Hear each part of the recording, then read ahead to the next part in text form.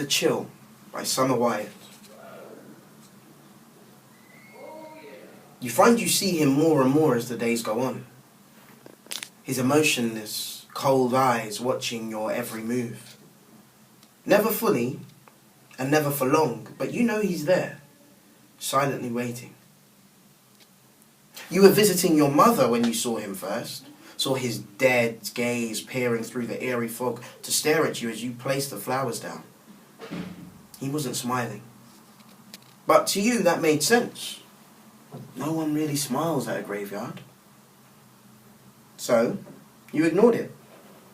Put the unnerving experience out of your mind. Returned to your family. But you couldn't ignore the other times. A flash, dark and sinister out of the corner of your eye. A frigid air would surround you, freezing you to the core.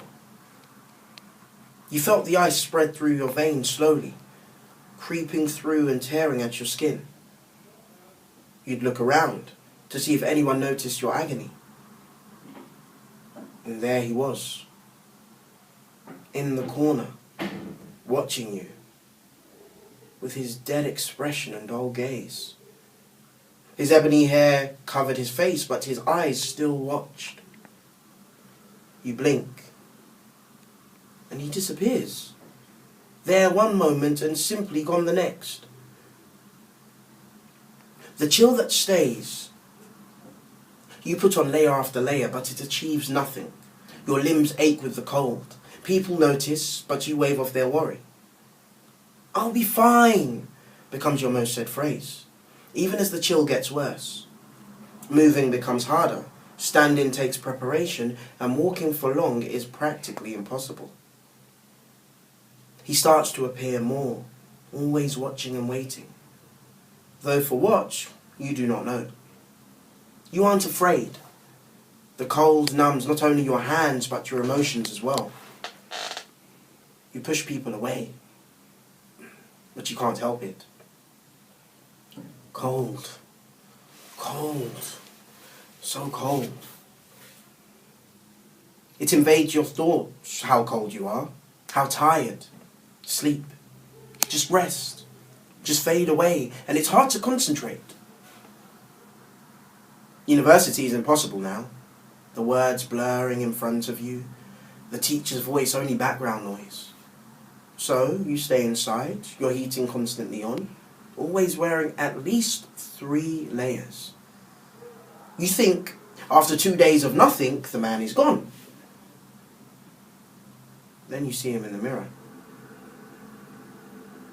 He stood behind you. Eyes are dark and lifeless as before. But his mouth, you notice, has changed. His one still mouth had twisted, the ends curling up in a cruel and taunting smirk. He's never got this close before, and you are too weak to run in terror. He takes a step.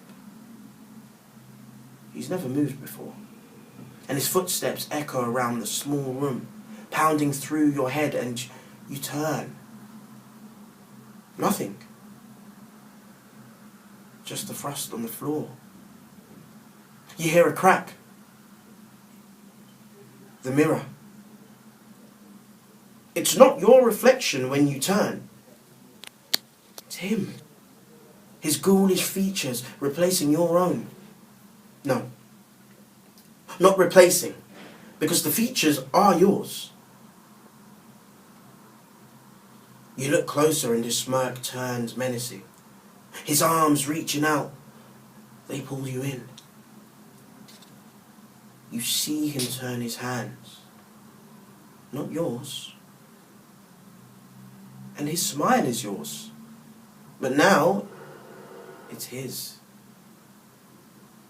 just like everything else.